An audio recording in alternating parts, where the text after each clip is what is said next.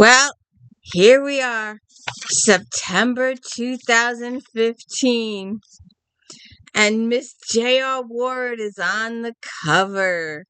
Now, they did the story here in September, but we reviewed the book back in August. They made a habit of not reviewing the book and interviewing the artist in the same magazine. They'd split it up into two magazines, the interview in one and the article in the other, the review in one and the article in the other. So anyways, welcome to the D. Louise book series. I'm Christina, Kristina. Kristina. This is where we read books, talk about books, no special effects, no theme music. And if you could please hit the like and subscribe, I would really, really appreciate it. Especially the likes. Hit the thumbs up. More thumbs up, please. More thumbs up, please. I will never be monetized, ever. Ever. You have to have, not only do you have to have 1,000 subscribers, and I'm hoping, really hoping that one day I get there, but you also have to have 4,000 watch hours. My watch hours are 100. That's it. 15 videos a week for 3 years. And my watch hours are 100. So you see that the 4,000 is just ain't happening. But anyways, if all my favorite watchers out there could please hit the like and subscribe, I would appreciate it. Definitely hit the like, the thumbs up, please. Please, please, please, please. So anyways, we are with September. My co-host is over to the side here. Smoke, you gonna come up? You gonna come here? You gonna be a good girl? Come here. Come here. Come here. Come here. Come on.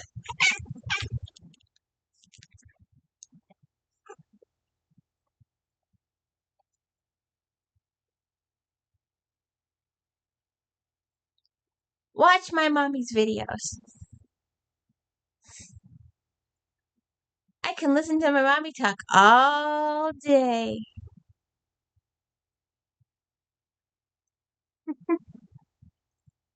I am not good at.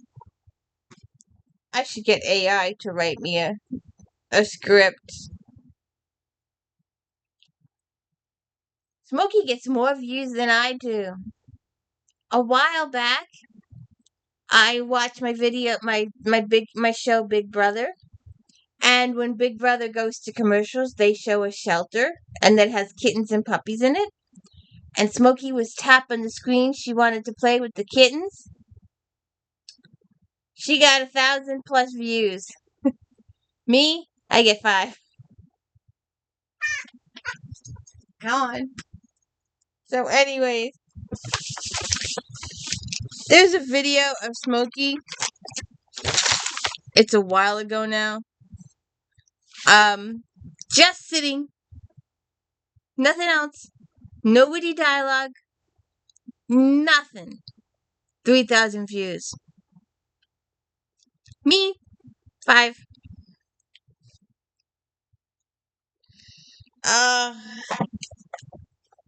Still not long enough for 4,000 hours, though. Oh, good Lord. Alright. We always start with Regency, and we always end with either Harlequin or Erotica. The in-between order varies from week to week depending on which genre they are focusing on. But we always start with Regency. So, I did this lady last year. No, the year before. It had to be the year before. It was one of my beginning years. And I don't know why. Well, because I was thinking cozy, romantic, cuddle up. I put my bathrobe on and did the books in my bathrobe. I regret that now. But it's out there. Only a Kiss. This is the only series. There's quite a few books in it. Um, where was I? You know, you should have got prepared. All right. Balo always crafts stories that are powerful, poignant, and romantic. But what makes them extraordinary is how beautifully she balances emotional intensity and sensuality.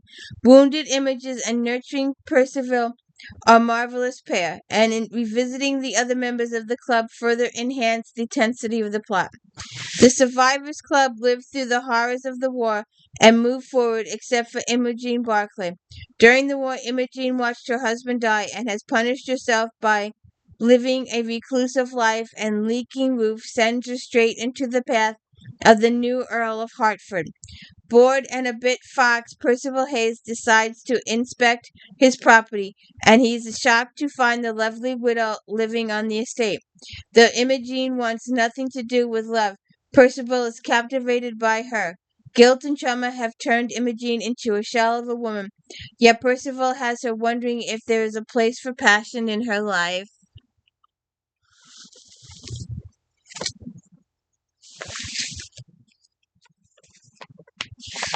Ah,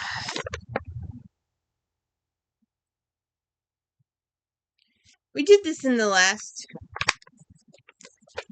This was covered in the August. Yeah, you think they'd put this in the same magazine as the review, but they don't.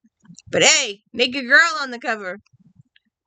And is he up to no good there or what? I'm telling you. Um Always time for men in kilts. Always time for men in kilts. Oh, naked men in kilts too. 4.5 stars. Oh, and for the record, I usually only do 4.5 stars. Occasionally there is a 3 because of the author. When a Scot ties the knot, Tessa Dare, 4.5 stars. Dare delights with another marvelous romantic story that delivers a deep sigh, a tear, and a smile. With her painfully shy heroine and vulnerable hero, readers are immediately captivated and will savor the joy of this imaginary sweetheart plotline. Socially awkward Miss Madeline Grace Church is so prepared for failure at her first London season that she invents a gallant suitor, Logan Mackenzie. She writes him letters and pretends to be distraught when he is killed in battle. His death prevents her from ever having to be pushed into marriage market. Years later, her phantom fiance returns, Maddie's letters in hand. Logan is more honest, kind, caring, and sexy than any hero she imagined. Naked guy on the cover. Oh, I'm gonna try and see if I can work it out. I don't know how good it'll be, but I'm gonna do a video from the other side of town, and I need to work it out so that I can get the camera up a little higher. I don't know how I'm gonna do that, but I'm gonna try. And we're gonna just see how many naked guys I have on my shelves over there. Let's see. So, Mary Jo Putney, another one of my authors. Not always a saint. 4.5 stars. The last lords may be rakes and rogues, but not always, as Putney once again demonstrates in a beautifully crafted, emotionally intense love story. Dr. Daniel Herbert, a dedicated physician caring for the less fortunate, suddenly inherits a title and obligations, and one of them is to marry. Daniel hopes to find the perfect bride in London, but the instant he spies a mysterious woman in the ballroom doorway, he is fascinated. Jessie Callum's claim beauty hides a frightened heart. She must protect herself and her daughter from a ruthless relative, and Daniel could be the man who saves her. But will the secrets interfere? Yes. You think so? What? What? What? Mommy didn't brush me today. Well, I did brush you. I brushed you a little bit. Um, Karen Hawkins and the next two ladies here. Um, when I think of these authors, I immediately think of Scotland. No ends ifs about it. And all right, that's Rainy. Here you go, Hawkins. Oh my God, he's got clothes on and a uniform. Another fairy tale romance that demonstrates Hawkins' talent for sharp repartee. The warrior prince of Oxenberg, Max Romanoff, has been coerced by his grandmother to escort her to a party in the Highlands, but the coach is waylaid by a highwayman led by a rapier-wielding hellion. But Max soon realizes that the Scottish Robin Hood is all woman. To keep her people safe and avenge her husband's death, Lady Miriam robs the Earl's wealthy guest while planning to sneak into her old home and locate evidence to her husband's murder. Surprisingly, she finds a friend and ally in Max, but their love creates new problems. He's not wearing a kilt.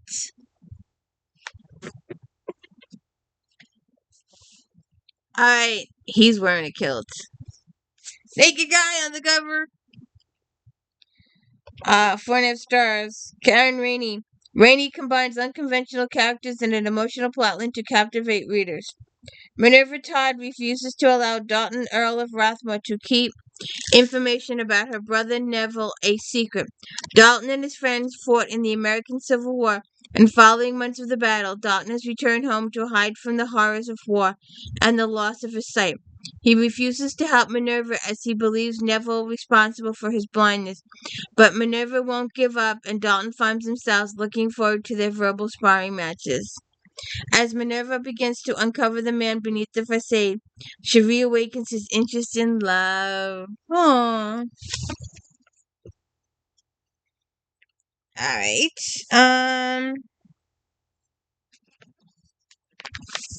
Shanna Galen. The rogue you know. Purple.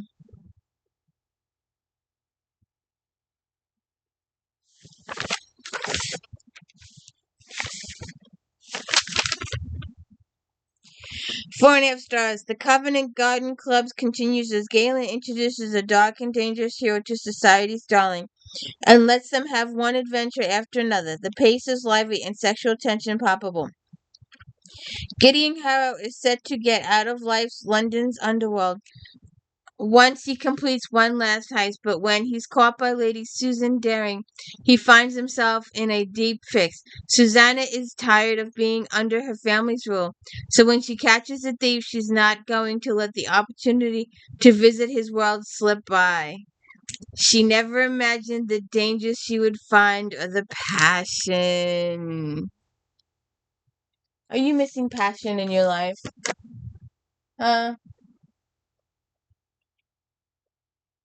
Are you?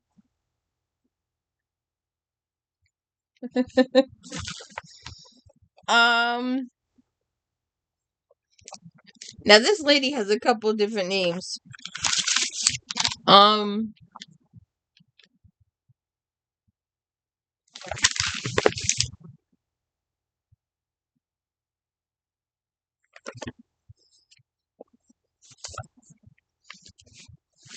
I thought I found her. Again, you know me. Never put anything in order.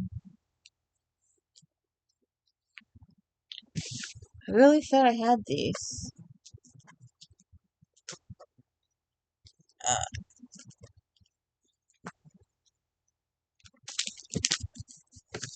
Leaning Tower of Pisa. Uh, so, Miss Quick. is also Jane Ann Krentz and Jane Castle. And Sherilyn Kenyon used to be Kinley McGregor. Don't hold me to that. So, Jane Ann Krentz or Amanda Quick? Which one do you like? Let's see. 4 stars. Victorian England. Hallmarks of Quick's historical mysteries are all here. Strong characters, first-rate plotting, fast-paced secrets to be uncovered, villains to overcome, and love to find. Several years after his escape from Fever Island, Slater Roxton needs assistance in cataloging his artifacts. He hires Miss Ursula Kern, owner of Kern Secretarial Agency. However, Ursula has personal business. She does not believe that her employee and friend Anne Clifton committed suicide. She suspects murder. Slater will not allow her to investigate alone. After her marriage turned sour due to her husband's gambling, Ursula has sworn off men, but Slater's intrigues her. As they move through a maze of organized crime, blackmail, and drugs, they are caught by passion. Yes, ma'am. Yes, ma'am.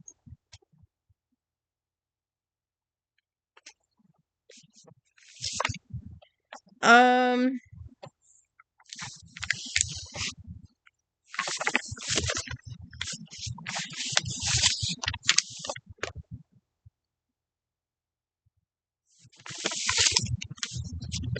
let's see here.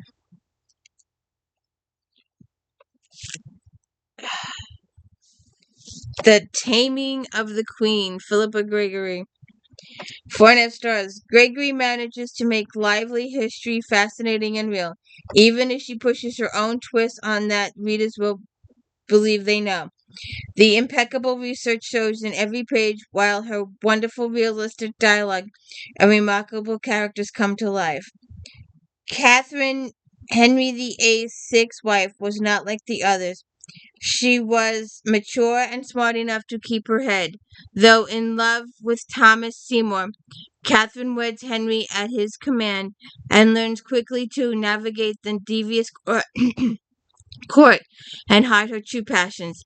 An ailing Henry adores his wife, who cares for him and manages to bring his daughters back into his good graces. When her enemies rise against her, Catherine prevails, avoiding her predecessor's fate. Ever watchful, Catherine writes a book and becomes the first English woman to publish under her own name after Henry's death.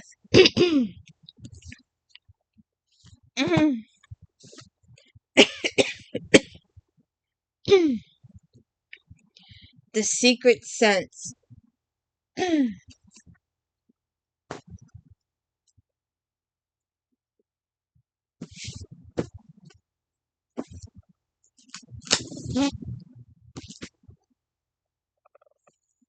Let's see here.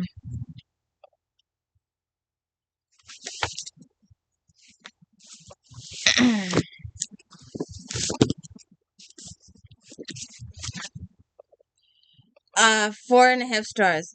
Brimming over with descriptions of ordinary and elite life and filled with glamour and fashion. Sign paints an intriguing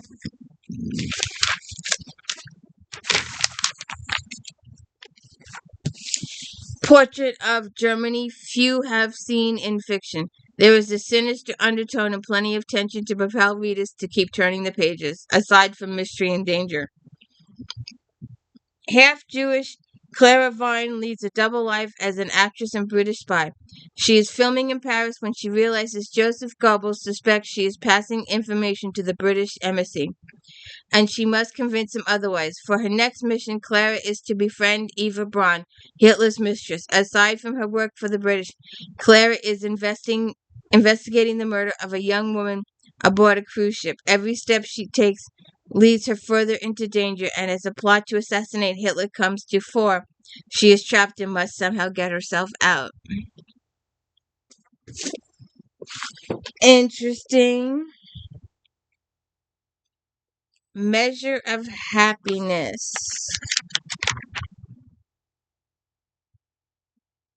I had that. Alright, let's do this first. Measure of Happiness, Laurie Thompson. The author does a great job of melding with the past with the present. Each character is flawed in his or her own way, but the beauty of this novel lies in each character confronting and embracing those flaws. Catherine Lemon Tang owns a bakery, and while business is booming in her personal life, she has feelings of regret for divorcing her husband, Barry. A secret past event forced Catherine to let go of Barry despite the love that's still between them. Her assistant Celeste Barnes has returned from the culinary school, and after a couple of months after her own night of regret with a fellow student, she once thought of her as a friend. Zach Fitzgerald breezes into the bakery and the town looking to find a major piece of his own life's puzzle that has been out of reach. And the three of them lean on each other for support. Okay? And I don't know why.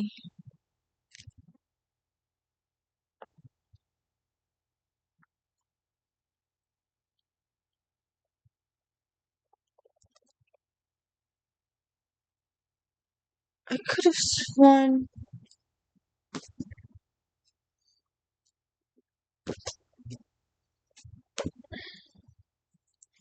the Sparrow Sisters. Uh, this debut novel delivers a delightful contemporary romance.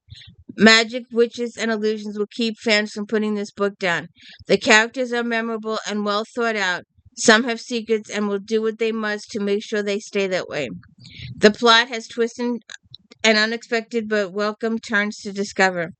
Sorrel, Nettie, and Patience Sparrow are colorful as the landscape of the town of Granite Point. Patient is the town leader and uses a use for all the herbs and flowers that grow in the Sparrow Row, the lifeline for not only the sisters but also the town. When a new doctor arrives, he is not a fan of old world remedies and lets the sister know he is more in the favor of modern medical treatments. When a tragedy occurs, the town directs its anger at Patient, believing she is the cause. Not good. And we have drifted onto mainstream fiction without even knowing it. I got so carried away with the books that we drifted into mainstream fiction, and I didn't even realize we were in mainstream fiction. So, what happens when the book is at the bottom of the pile? Thought I saw this. Now, I did not expect this from this author. We've been reading her cozies in the Witch series, but apparently she's written a few others. The Paris Key, Juliet Blackwell, 4.5 stars. Blackwell's novel has all of the components that best serve novels are made of: an intriguing and compelling storyline, an extremely likable protagonist, a dreamy location, and a small dash of suspense and mystery. As a young girl, Genevieve Martin spent the best summer of her life living in Paris, learning all about locksmithing with her beloved uncle. After her marriage in the U.S. crumbles around her, she heads back to the City of Lights to take over the shop that was abandoned after her uncle's death. As she delves once more into locksmithing, she begins to uncover secrets about her family that will change her life forever.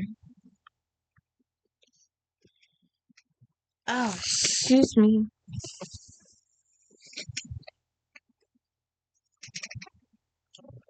Allergies are so bad.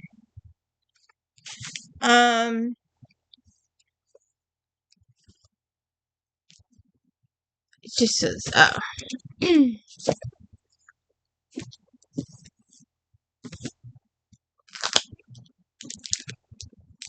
The Admissions. Meg Mitchell Moore, 4 stars. The premise of Moore's third novel will be painfully familiar to many. Her unique voice and unflinching yet sympathetic perspective combine to create a story that is fresh and unexpectedly entertaining. Moore presents her characters in all their flawed glory and lovable short-sighted determination, spinning out of the story of one's family collapse and rebirth with energy and wit.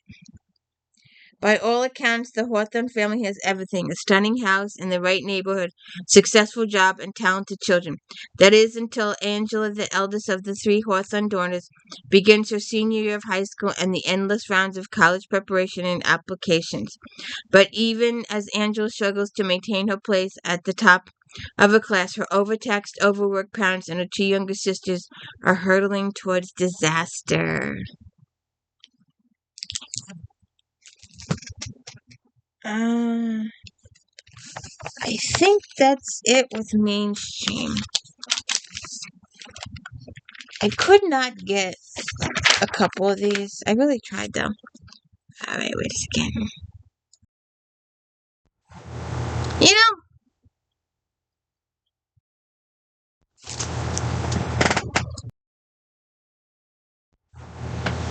what'd I say? She left.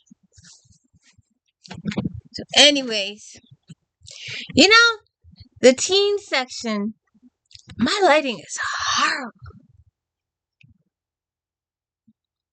Nothing I can do about it. The teen section in this magazine is the only section in the magazine that is not indexed. See, look at all the regencies that were in here. Come on. There we go. And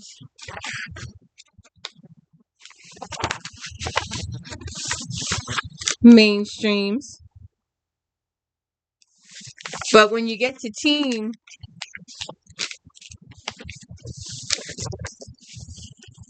no index.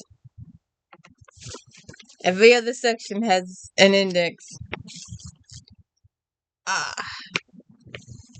So I could not get a hold of Queen of Shadows. I looked all over. I just got a new one the other day. I forget what I did with it. So we're just gonna do Queen of Shadows. I was supposed to look for a picture and I forgot. So I don't have a picture either. I apologize. What was that book I got the other day? I can't remember. It was a newer one though. Queen of Shadows, 4.5 stars. The latest in the Masked Thorn of Glass series, sizzles with action, deception, and sexual tension. Selena returns to Riftfold as alien Queen of Terrace, ready to claim her crown and right the wrongs done to herself and her people. Kalu fights for the rebels, but she doesn't fully trust him. His loyalty lies with Dorian, who may be too far gone to save. Friends and enemies, both old and new, form a fragile alliance, but Maeve stalks here too, and the king controls horrors darker than anything they could have imagined. You know, 2015. These books are still valid today. They still are being sold today and are sought after today. And if you have not seen Passion Flicks and the Black Dagger Brotherhood, you might go and check out all of my J.R. Ward Black Dagger Brotherhood book reviews. We did Darius, we did Eternal Lover, Lover Revealed, Lover Enshrined, Lover Unleashed, Lover at Last, The King. We did them all. You might want to go check them out. The Netflix series is pretty hot. Although, I just watched the other day, she's doing the Bourbon Kings. But, I watched the other day, Anne Rice's interview with the vampire. Now, the original movie was okay. The original. The Tom Cruise thing. But, they have remade it and brought it a little bit further into our time period. Instead of the 1800s, they're doing 1900s. And the adultness in it. Good Lord. It's definitely X rating. Definitely, absolutely 100% X rating. 40, yeah, well, my age, a long, long time ago, I might have, I don't know, liked it a little, but it just, if it's not really relevant to the plot line, why do it? Why not just insinuate that it's been done and they enjoyed it or didn't enjoy it and then move on with the story? Does it have to be in your face? It just didn't work for me. And I'm a big vampire fan, as you can tell, but it just didn't. If it doesn't really have anything to do with the plot line, what was the point? Oh, and every time I look at Miss Julie over there, we haven't heard hide nor hair of her in like 2 years. All of a sudden, an email showed up the other day. She's written 2 books. One in that series, which I really, really, really, really want, and one starting a new one.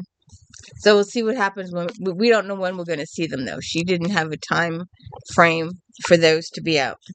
So, continuing with teen.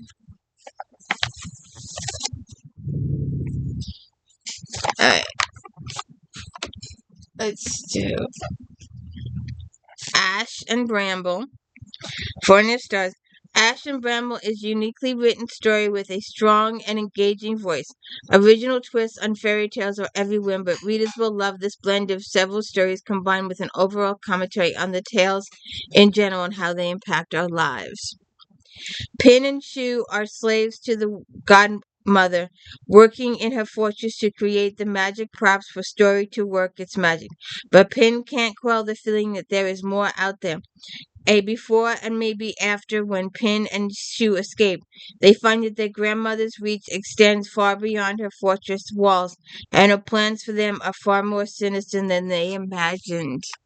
Ooh, I want a nice fairy godmother. I don't want an evil fairy godmother.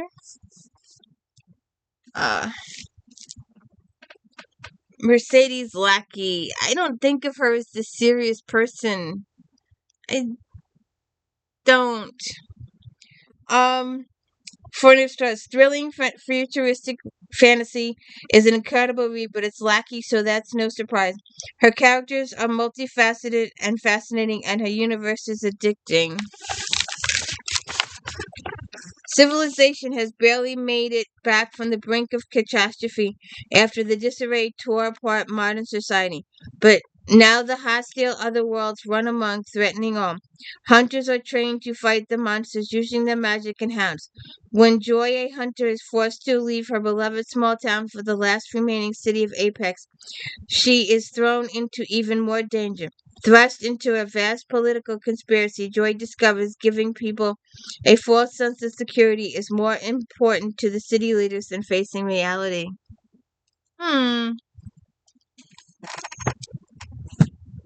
Maybe not. You're looking all cute down there on the floor.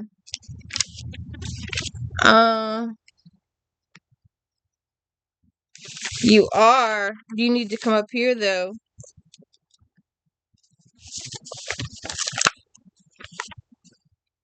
I used this the other day. I couldn't help it. It showed up. And I was like, you know what? I'm going to use this. So I did 2 haunted houses for October. So you'll see this book again. I did one for horror. And then I did one cozy. This was the horror section. Because it worked. Dead Girls of Hysteria Hall. 4 stars. Atlanta fans will be pleased with her latest creepy tale of horror. There's so much to this twisty plot, and readers will fall into Delilah's world. The ghosts in Hysteria Hall are all well-rounded, each with their own personality and creepy factor. The urgency to the storyline will have hearts racing. Expect some humor as well in this semi-scary tale that's more than entertaining, it's unique. Delilah and her family move into a new house that's rather odd. It used to be an insane asylum where they locked up troubled young women. Everyone knows it's haunted. In fact, Delilah's namesake, Aunt Cordelia, committed suicide there. Nevertheless, Delia and her family stay at the house. Though Delia may be considered troubled herself, will she be able to save everyone she holds dear? Let's see what happens.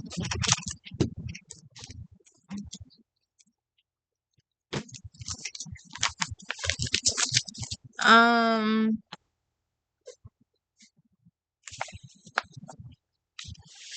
I think that's it for teen. Let's move on to inspirational. Bathsheba.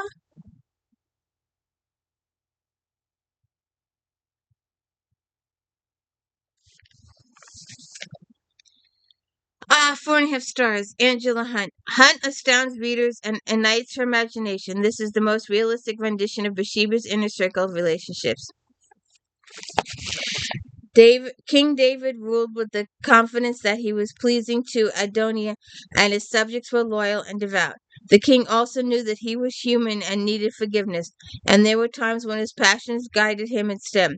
The prophets foretold of David and his need for Adonijah to restore him to purity. During this time, David's wives also felt the heartache of Adonijah's discipline. Bathsheba was the gift of prophecy on the house of David. She was always uncertain how Adonijah was to fill his promises to the land of Israel and Judah. She succumbed to the late king, and it became a great price. Will the prophecies of Samuel and Nathan find peace in the land of war and heartache? Will Bathsheba find her heart? Don't know. Beyond the Cherokee Trail. I don't think. Um, I don't. Oh, yes, we do. Let me see if I can find it.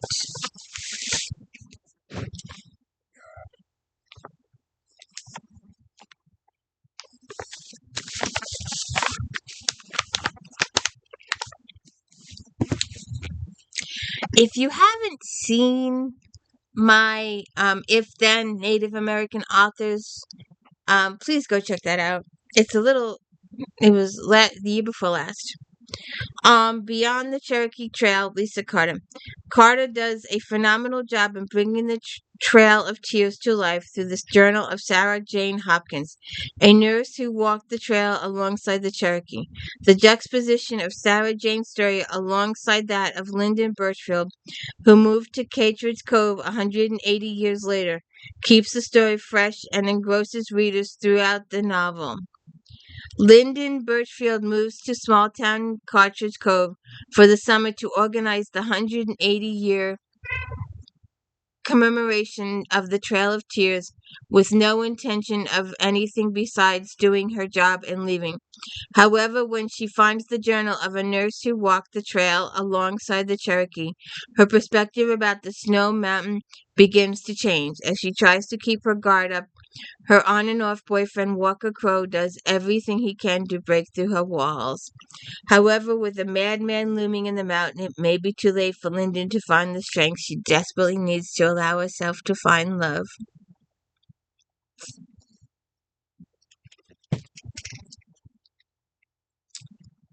Um, The Mistress of Tall Acre.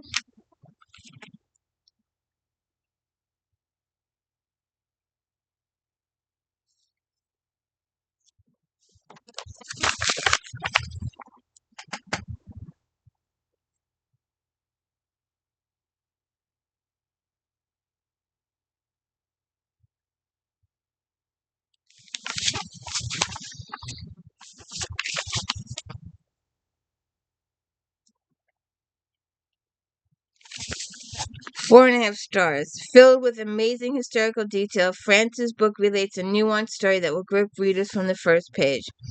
At the end of the American Revolution, Sophie Menez is barely holding on. After her father deserted the U.S., she is shunned by the townspeople and about to lose her home. When General Simus Ogilvy, the owner of 12 Acre, returns from war a widower with a young daughter who obviously needs a mom, and they get to be friends and they get to form a family. Aww. Um, what's the next one? Smoke! The Memory Weaver.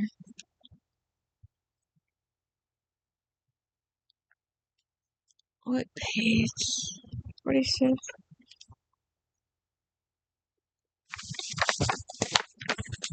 Smoke, come here. The Memory Weaver. Jane Kirkpatrick. 4.5 stars. Based on real events, this novel has adventure, mystery, and romance. Characters are well defined and trying to let go of the past to move toward a happier future. Eliza Spaulding is grateful she survived a horrible massacre and being held hostage by Indians, but she has trouble forgiving those who betrayed her and her family. Reading her mother's journal, she starts to understand what really happened. Eliza met Andrew Warren, and they find a way to spend time together. Through Eliza's father bids her to see Andrew, Andrew wants to marry her and move to where her nightmare began, as the land is lush and perfect for cattle. I don't know. Can she get past it? I saw this and I had to go seek this book out. I wanted to see what it looked like. The cover was not what I imagined the cover to be. The author or the publisher could have went far out in this, but they didn't. The most famous illegal Goose Creek Parade. Illegal. Whatever. This book is so much fun to read. The entertaining characters make one laugh out loud because of their antics, but also a spot in one's heart. Al and Millie Richardson have lived in Goose Creek their entire lives, but Al is looking forward to retirement and the day he can get behind the wheel of an RV. Millie, however, has other plans. When the Updike home becomes available, Millie feels her prayers have been answered. Opening a bed and breakfast in Goose Creek is exactly what she and the town need. Goose Creek is changing. A new veteran receives a less than lukewarm welcome. Also, who knew that painting the town's water tower would lead to such an uproar?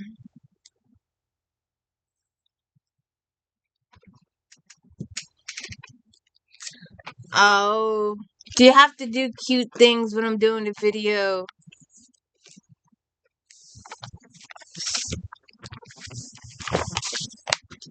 Miss Vogel. When Love Returns. 4.5 stars. Sawyer extends the story of old order Mennonites of the Arborville after 20 years have passed. This is about love and reuniting mothers and daughters. Readers who are interested in birth mothers and their children being reunited will understand the emotional turmoil. The scar of the offense of teenage pregnancy lingers, and the shame of it carries. The old order is difficult for Suzanne to confront when she returns home.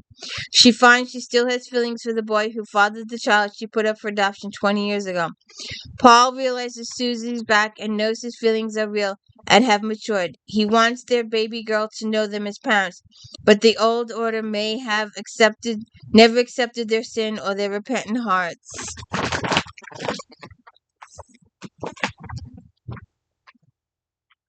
Really? You gotta do this cute thing here now.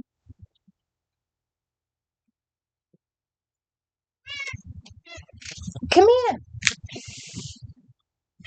Come here. Come here. We gotta finish up uh inspirational. We got a couple more inspirationals to do before we can move on to mystery. A mystery is your mom's favorite subject, right?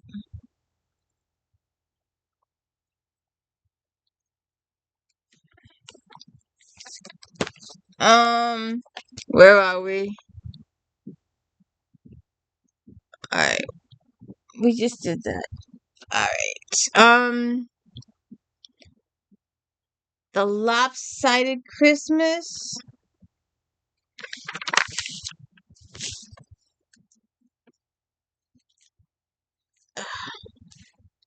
Lopsided Christmas cake.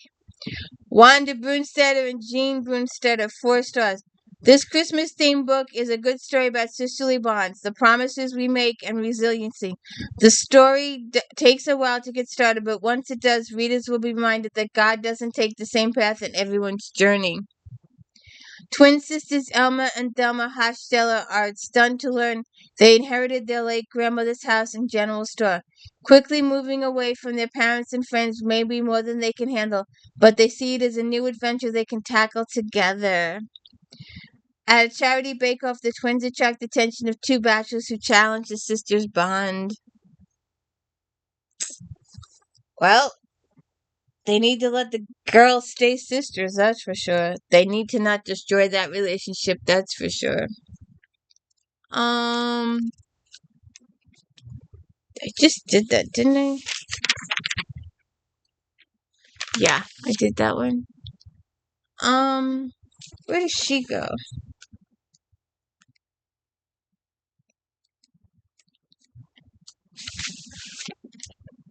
Alright, she's gotta be in romance. Alright.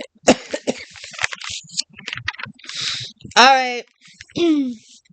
On to very bad drip today. Mystery. Threads of evidence. Leah, wait. 4 stars, 4.5 stars, a top pick. Deep atmosphere secrets from the past and a mystery interview with sharp plotting and well-developed synthetic characters create another winner in the second Needlepoint Mystery Series. The strong writing has elements of excellently written women's fiction. Angie Curtis has returned to the main harbor town where she grew up to become the manager of her aunt's needlepoint store. Everyone in the area knows the Gardner estate, the Victorian mansion called Aurora, has been vacant for years.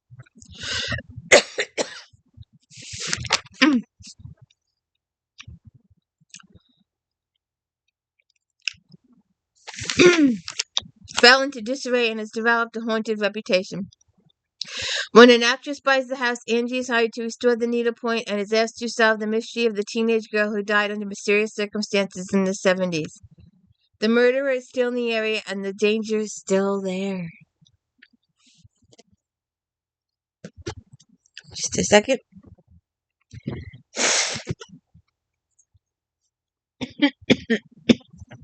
I'm not doing well today. Oh, I saw that. Oh, what did I do with it? I didn't pick it up.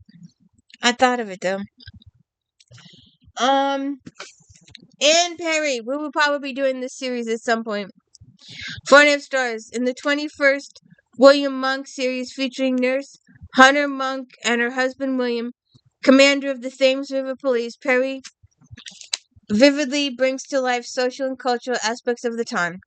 In Lloyd's London Naval Hospital, Hester is approached by a young child. She says a boy is dying and needs help. Hester is horrified to find 3 children in a deserted wing. The hospital is run by 2 celebrated and brilliant scientist brothers who will allow nothing to stand in the way of what they consider their brilliant discovery. When Hester disappears, William must race to find her and save the children too.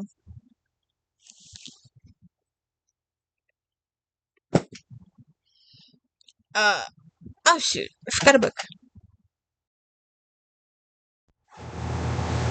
So, if you have Amazon Prime, you might want to check out Reacher.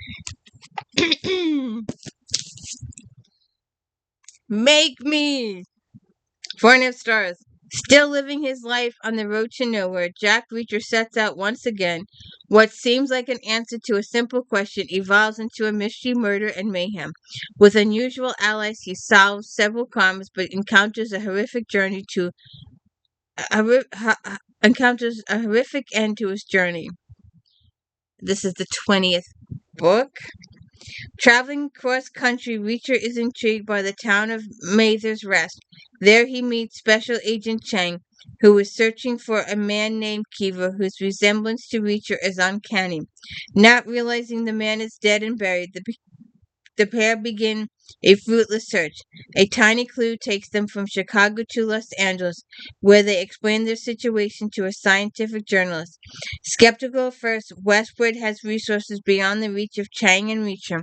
Intrigued, he joins them in their quest, a team to unravel the many layers of Mother's Rest. Definitely check out the show, though. Cruise didn't play Reacher very well in the movies. But this guy, the actor they have now playing Reacher on Amazon Prime, fits it. It is awesome. We have reviewed this book recently on the channel. So if you haven't, I did all 27 books, plus the 6 FBI Brit series. We did them intertwined. I explained it all as I went along. So we just did this book not too long ago. This is the FBI Brit series. The Endgame.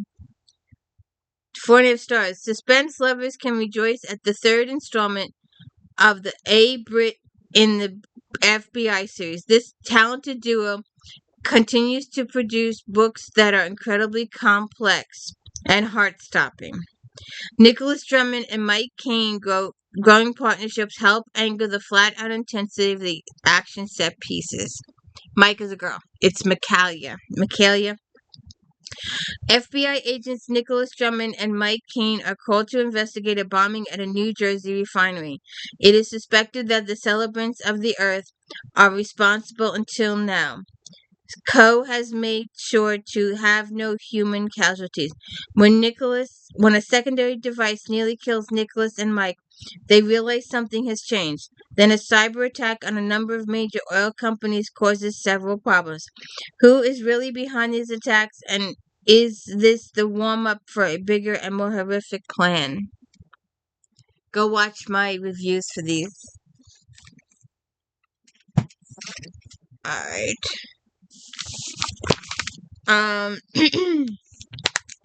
This we always expected to end with Z. You know, your alphabet ends with Z.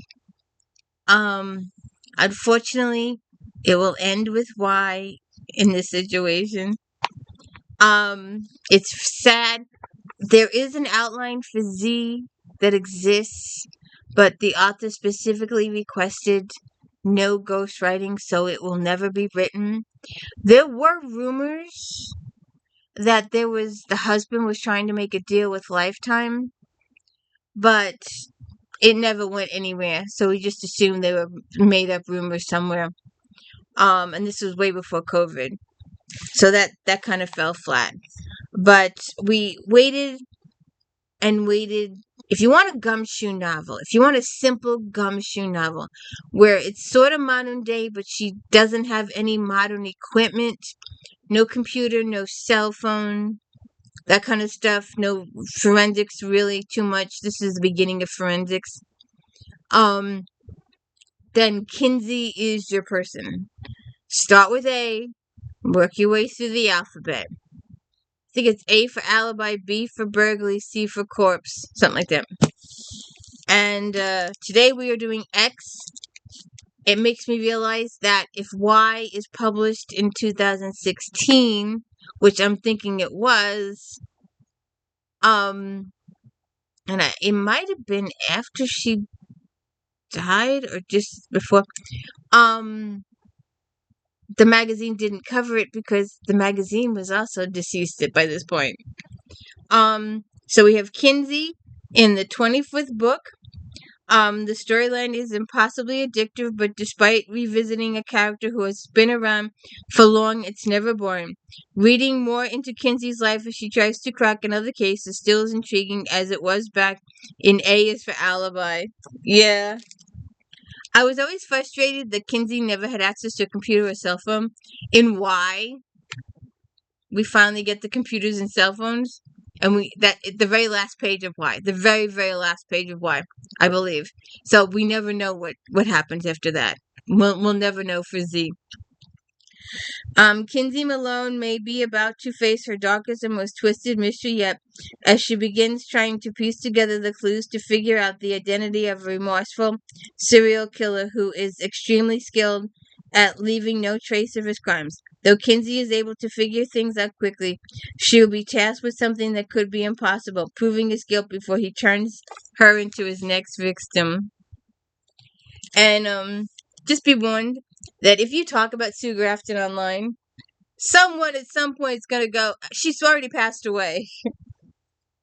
Every single topic, people ask for recommendations. People come up with Sue Grafton because Kinsey it's a really good series, and it's 25 books, 25 books, and 25 books.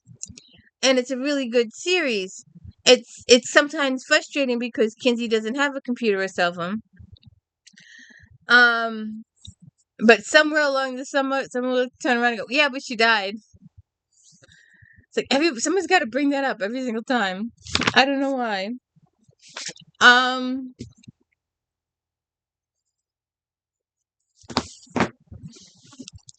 The Nature of the Beast, Louise Penny. I don't think of her as a mystery writer, but obviously I was wrong. Oh, that's right. She has the series. I was looking into it, and I wouldn't. She's on my list. There's 3 or 4 people: Anne Perry and Louise Penny, and a couple others. I'm making a list of a series to start. I'm trying to gather the books. Chief Inspector Gamish appears again in a chilling mystery based on a true story about a Canadian scientist who built a missile launcher on the U.S. border. This is an amazing plot, hampered somewhat by the focus on the eccentricity of the town's inhabitants and lack of clarity about the serial killer. The inhabitants of the idyllic Canadian village of Three Pines are stunned to find a massive missile launcher hidden in the forest outside of time, aimed at the U.S. And it's not frightening enough. It also appears that a vicious serial killer has ties to the town. Retired Chief Inspector Gamish assists his old homicide division colleagues with the investigation. Another one of my authors that you will have. We reviewed the whole series on the channel. So please, J.A. Jan's J.P. Beaumont series. J.P. Beaumont is he started out as a detective in the Seattle Police Department, and trials and tribulations along the way. He ends up working for the Special Homicide Investigation Team for the governor. He does a couple of other things. And we trace his life all the way through with his family, all the trials and tribulations of the family, all the incidents that happened to him with his partners. His partners are ill-fated. So what do I do with it?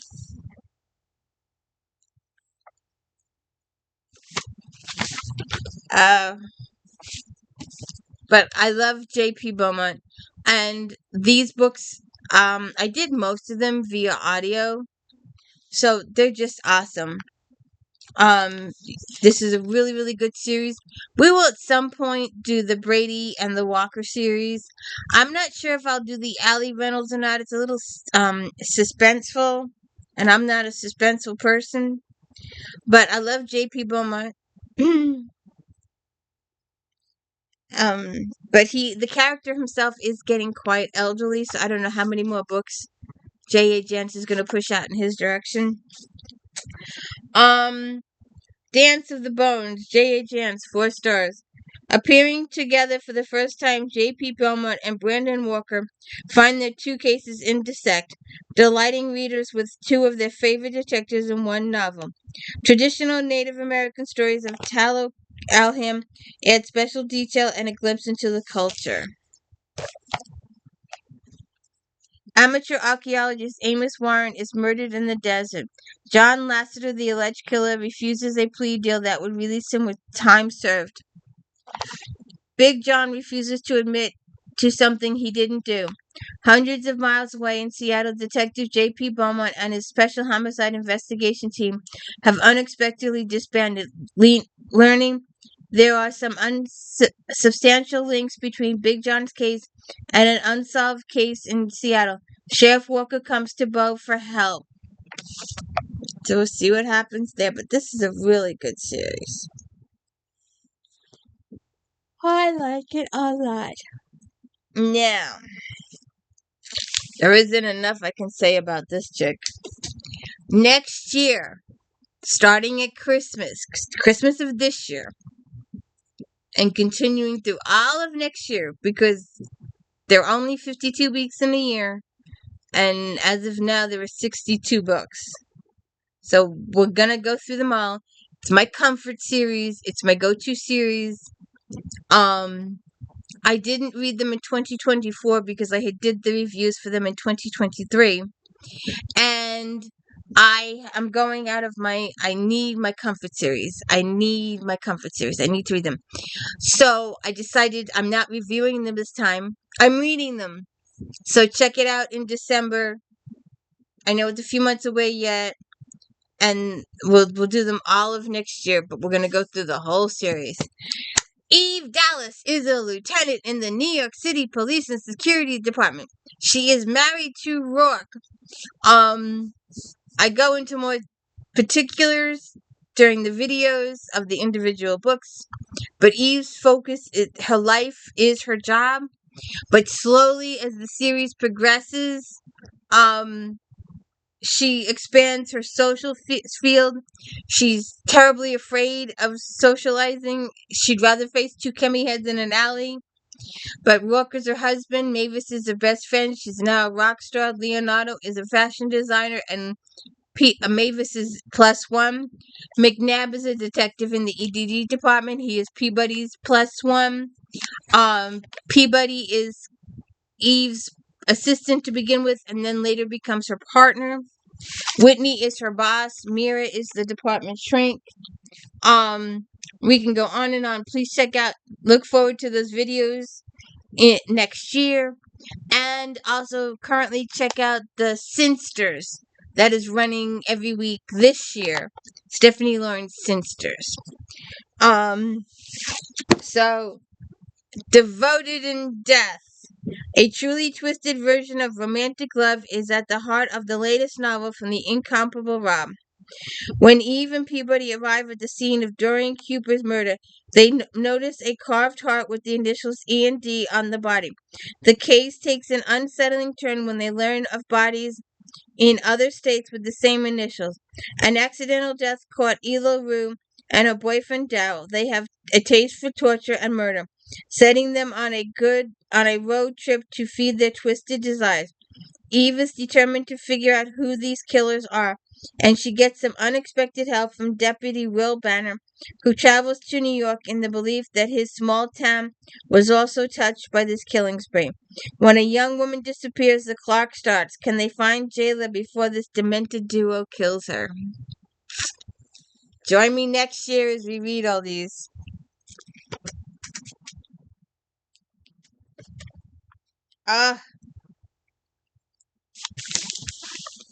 Did I tell you mystery is my favorite section?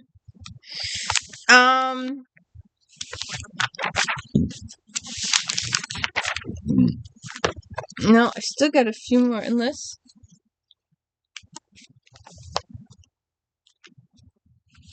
They're gonna be suspense books. Okay.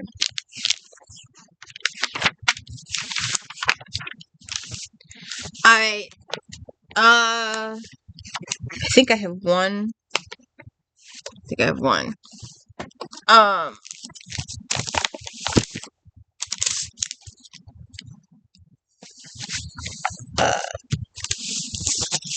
The Sorcerer to the Crown. 4.5 stars. Cho weaves drama and humor together seamlessly in this tale of magic-drenched Napoleon-era Britannia. Zacharias is an endearing, resolute figure, but it is Prunella who takes center stage. Zacharias may have visions, but bold Prunella has the drive and enduring ruthlessness. Zacharias, Sorcerer Royal, is a man with a power over but no respect from his fellow mages in the United Kingdom Royal Society of Unnatural Philosophers. In part, this is because he is unusually young for the position, but it is more because the prejudices of Georgian Britain prevent the English mages from accepting any so overtly African-featured man as one of their own, combined with the widespread suspicion that Zacharias won the Sorcerer's Royal staff by murdering the previous sorcerer. Stephen Weiss, the character's mentor, nevertheless, Zacharias must wrestle with the thorny problems of England dwindling magical resources. I don't understand any of that. Not an ounce of it. Maybe you sci-fi people will do that for me. I don't think.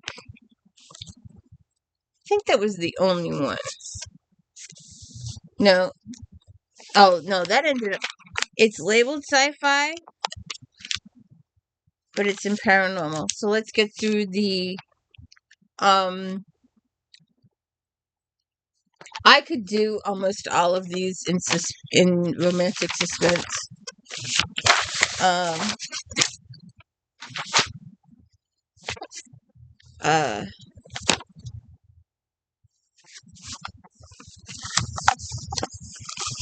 Naked guy on the cover. I have several of these, but not this one. I'm so pissed off.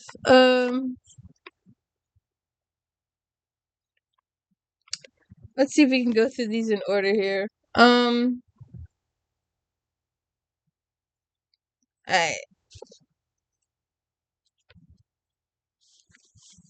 Okay. Wow. This book has been read. Shadowfall, Laura Griffin's 4 stars. An expert at creating mystery and suspense that hooks readers from the first page. Griffin's detailed description, well-crafted, intriguing plot, and clear-cut characters are the highlights of her latest. Liam and Tara are equally strong characters, and Liam's intelligence completing Tara's intuitiveness and their attractiveness fiercely passionate. Special Agent Tara is called to a horrific crime scene in the woods where the mutilated body of politician Catalina Reyes is found. Her key suspect is Liam, security expert and Catalina's bodyguard. From the time Tara follows Liam home, she keeps a close watch on him. Yet, as she works with him to find the killer, an intense attraction develops between them. Uh-huh.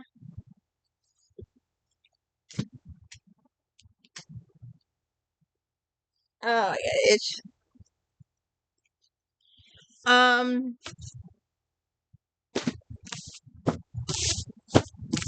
Keeper's Reach. Top pick. 4.5 stars. From a quaint English countryside to Maine's bold coast, Nigger's fantastic shop and Donovan's thriller as a breathtaking visual journey, the ingeniously weaves an anticipatory, multi-leveled, fast-paced mystery. While engaged FBI agents Emma Shape and Colin Donovan plan their nuptials back in Maine, Colin's brother Mike is courted by a private security firm run by friends from his special forces past, including a beautiful, haunting, troubled magnet ex-lover. She seemingly unrelated occurrences both here and abroad start perilously connecting these friends to an art crime involving the FBI and Emma's family's art recovery business. Uh-oh. See what happens there. The last time I saw her,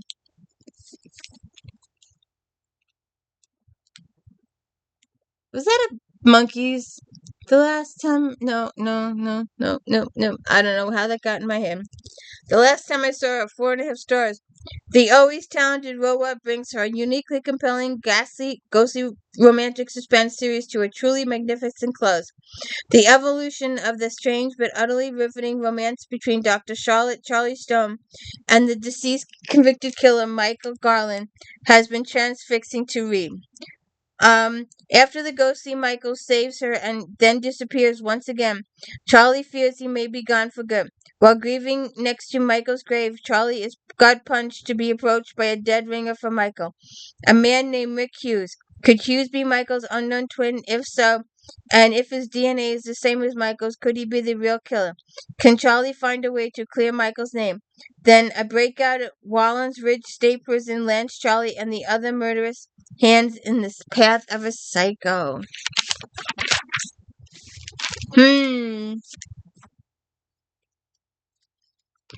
Christina Dodd. I don't think of her as suspense when I think of her. I think of her as romance, or we have some paranormals over there. But Obsession Falls. 4.5 stars. Dodds is back with second extraordinary Virtue Falls book. This gun-wrenching tale of determination and survival is an amazing to read. The evolution of this heroine from everyday individual to relentless survivor adds an intensity that will keep you on the edge of your seat. While camping in the Sawtooth Mountains, Taylor Summers stumbles across a kidnapping and potential murder of a young boy. Taylor manages to distract the killer so the boy escapes, but she becomes the target. After hiding in the mountains, Taylor learns somehow she has been named one of the kidnappers. Surviving is horrifically difficult, but Taylor manages and makes her way to Virtue Falls, where she rechristens herself Summer. She knows there is a charming psychopath at the center of this drama, and if she's ever to get her life back, she must find a way to reach Kennedy Magnus, the boy's uncle and target of this deadly game. Okay.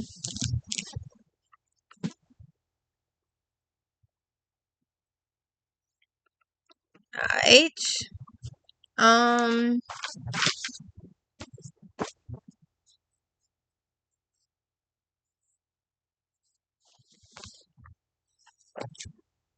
So, this naked guy on the cover. Both newcomers and longtime fans of the Black Knights Incorporated saga will be thrilled to learn the BKI crew as they dive into yet another top-secret government mission. Too Hard to Handle can be read as a standalone despite appearances from the cast characters mentioned in previous books. Walter consistently delivers an alpha males and laugh-out-loud banter. Former Secret Service agent Penny DePaul hasn't been able to stop thinking about Dan the Man. I can't see it. Currington since their last assignment. Now a civilian, Penny treks down to Peru, where the Black Knight's operative is on assignment, to finally give him a piece of her mind.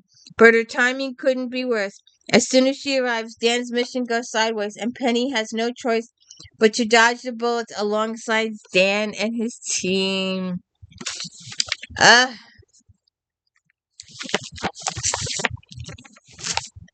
Now, there should be a naked guy on this cover, but there's not. When I think of her, I think of the Breed series, and I think of porn. Well, X books anyway. Lee lives up to her reputation for writing raw, passionate scenes that have readers blushing and fanning their faces. Rough and ready ex-Navy SEAL Jazz Lansing has a reputation for being able to have any woman he wants, except for one, Annie, the naive schoolteacher who spurns him because she's keeping a secret more important than her sexual temptation. Although Jazz knows Annie's not who she claims to be, he still wants to trust her. Unbeknownst to him, Annie has craved him for years, longing for him to save her from her demons. Can she reveal her secret and get them together or not? I think that's it. Alright, let's see now. Kristen Ashley. She usually has a motorcycle series, but not this one. Contemporary romance.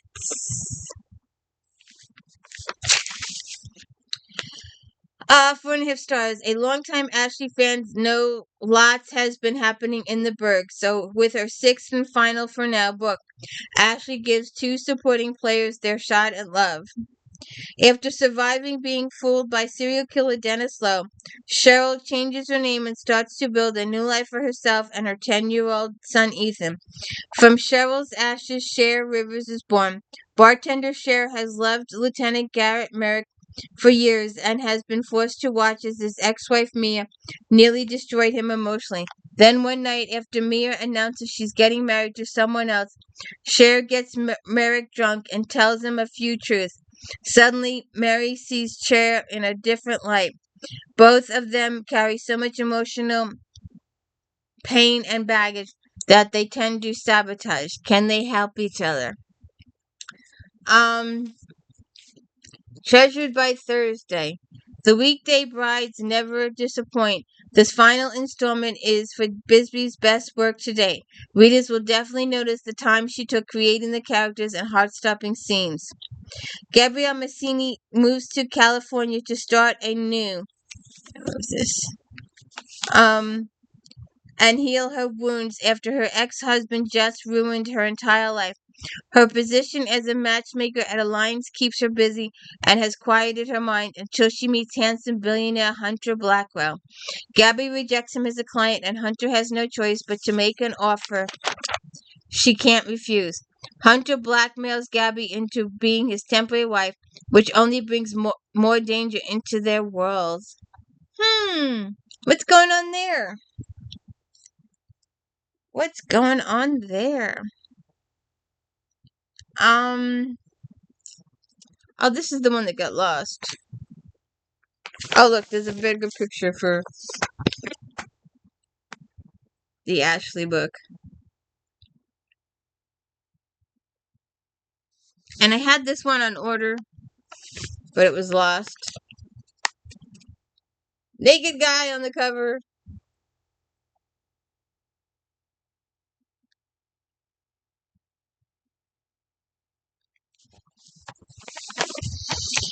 Wright meets the challenges in this fourth Kavanaugh Brothers book with her trademark heat, insight, and narrative flair. Blue Perez's life is spinning out of control. Not only is he struggling to handle the truth about his father and his three half-brothers, but the only person he trusted has betrayed him, leaving him desperate to find solace, if only for one night. Emily Shivers has longed for Blue for years, but she isn't going to force him into relationship or fatherhood on him. When it's clear that he isn't ready, but when a figure from Kavanaugh's past begins haunting Emily, Blue realizes he has to come over his history to protect the woman he has come to love. Wildest Dreams. 4 stars. One cannot help be in awe of how Carr takes multiple characters and multiple storylines and blends them into a riveting read. Professional triathlete Blake Simley has moved to Thunder Point, and he hopes that he'll be able to settle roots down. When her son and with health issues start to spend time with Blake, Lynn wants to be sure that he won't get physically hurt by doing so. Blake is taken in with Lou, and he finds his protective instincts coming out around her and her son. Lynn wants a better life for her and her son, and Blake just might be the one to give it to him.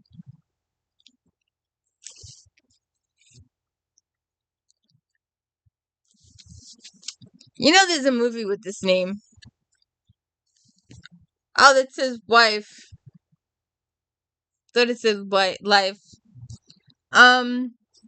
Janet Chapman. The always delightful Chapman returns in the third book in her series featuring the Sinclair brothers, whose now deceased grandfather has made matchmaking an art. This is a charming and warm-hearted series that is sure to delight. Deciding to follow his brothers' examples and heading to Maine, New York shipping magnate Jesse Sinclair buys a small island off the coast of Maine called the 100-Acre Isle. He hires Clay Sinclair architectural firm to build his house. Wanting to see the finalized design, Jesse heads to Whistler's Landing and arrives just in time to find Caddy Grace discover her fiancé Stanley Kerr in a very compromising position. Wanting to escape the inevitable wave of pity, Caddy hides out in Jesse's motorhome. Then suddenly single Caddy is looking for quite attractive to Jesse. Is the timing off, or can they make it work? Let's see.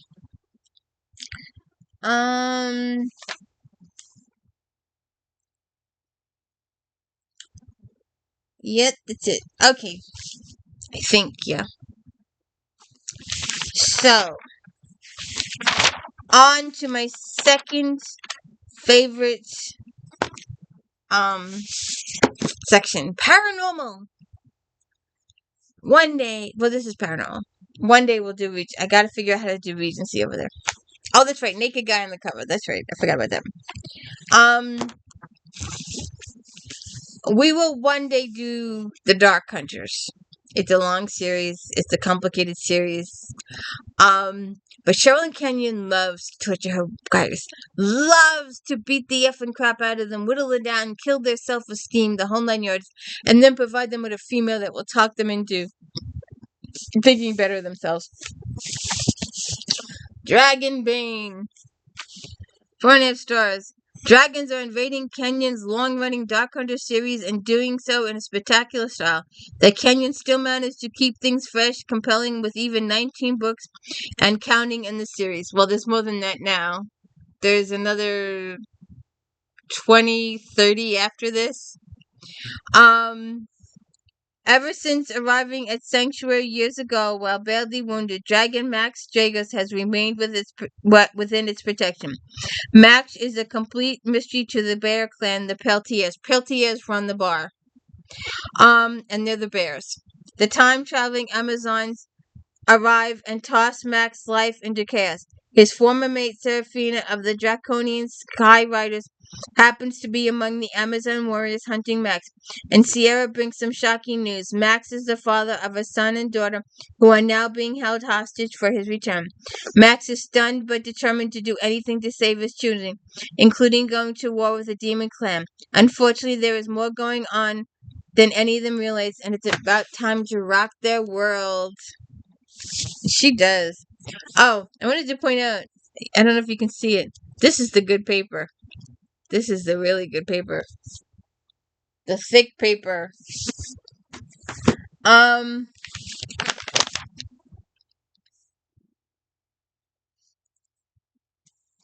Night Surrender. Ashley. I like it when I can just raid my bookshelves.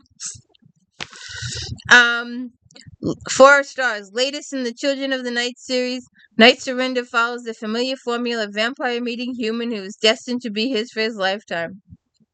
Abby Marine Cordova has come to the realization that her dreams of becoming an actress might not be in the cards. Even as a human, coming home to her family for centuries-old vampire seems to be the best choice for now.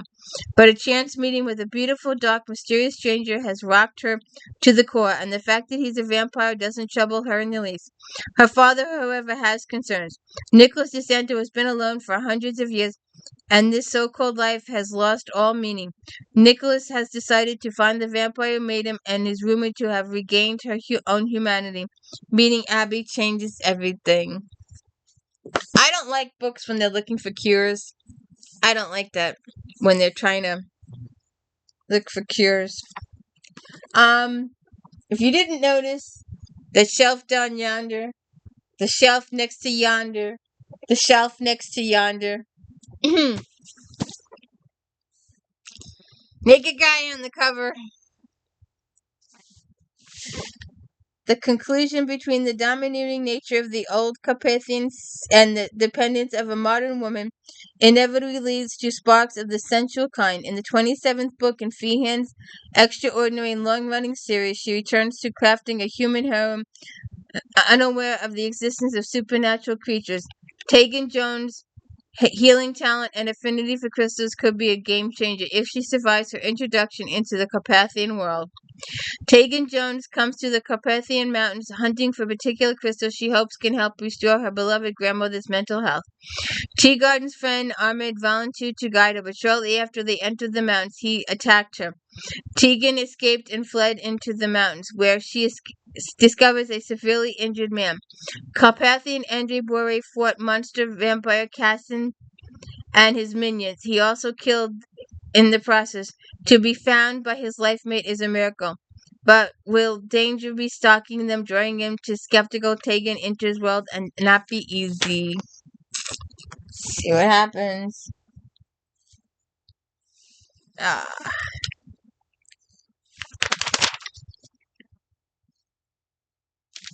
Now, I don't know what the blank sci-fi book is doing in paranormal, but it is in the paranormal section.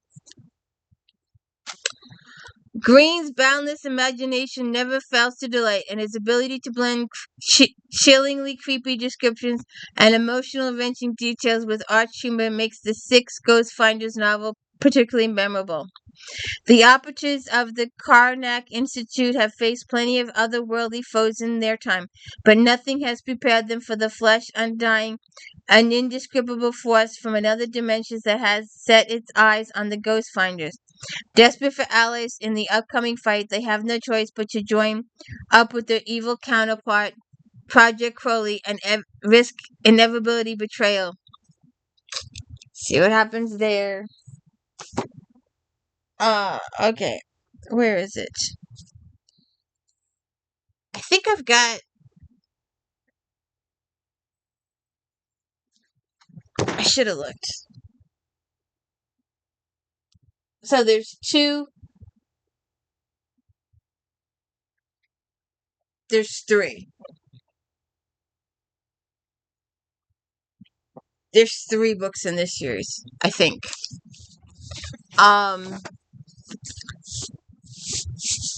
I did not like it. Did not like it. And I do have the two books and an audiobook. But I did not like it. The magazine gives it 4 stars. And I'm so glad she went back to Rachel, because we prefer Rachel and the Hollows and Ivan Jenks and the rest of the crew to this series. I'm so glad she went back to Rachel. Charlene Harris, however, continued with her Rose series, and I want her to go back to Sookie, and she's made it pretty clear that she's not going back to Sookie. But we are glad that Kim Harrison went back to Rachel. What is in here? Ah, bookmark.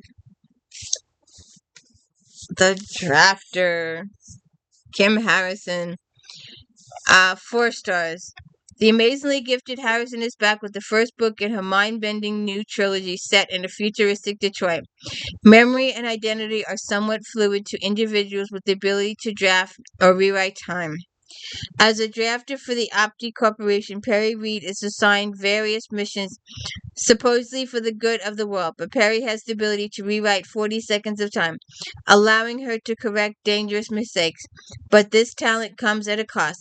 A drafter needs a partner, an anchor to replace the memory she loses by changing the timeline. This can leave a drafter vulnerable to manipulation by her partner. Perry trusted and loved her partner Jack until instinct told her something was wrong, and he was changing stuff on her. So that's that one. I am so glad she went back to Rachel though. I really didn't like it at all. I really didn't like it. We did that one. We did that one. We did them all. Okay. We are finished. Let's do Kelsey Kelly, Insatiable. Naked guy on the cover in Harlequin.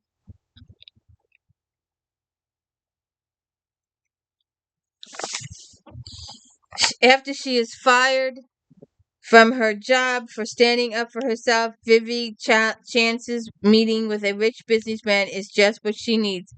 However, Damian Black is not some anonymous stranger. He owns the professional hockey team that fired her, and it's his hotel they've been holed up in for days. Her life turns into a crazy maelstrom of trust and betrayal. An extremely passionate pairing exists between these two, and his unrated series edition lives up to its moniker by hitting some of the more socially serious and unlocked sexual tensions we've seen in the Blaze lineup. Interesting. Beauty and her billionaire boss. 4 stars.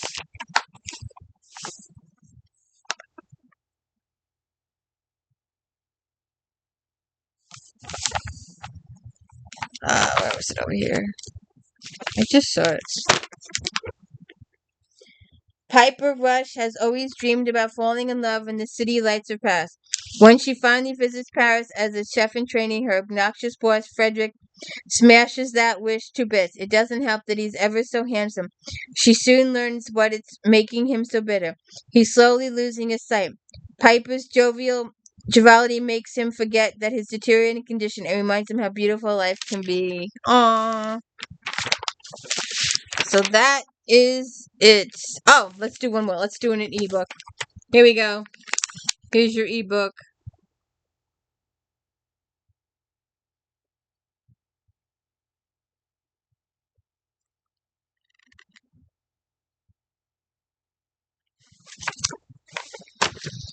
Four and a half stars. 8 weeks of titillating affair between Emma and Michael are stuffed into the gymnormous book of sizzling hot romance and lots of sex.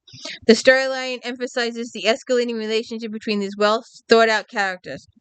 Hospice nurse Emma Short lands a job caring for the stepmother of billionaire race car driver Michael Montan.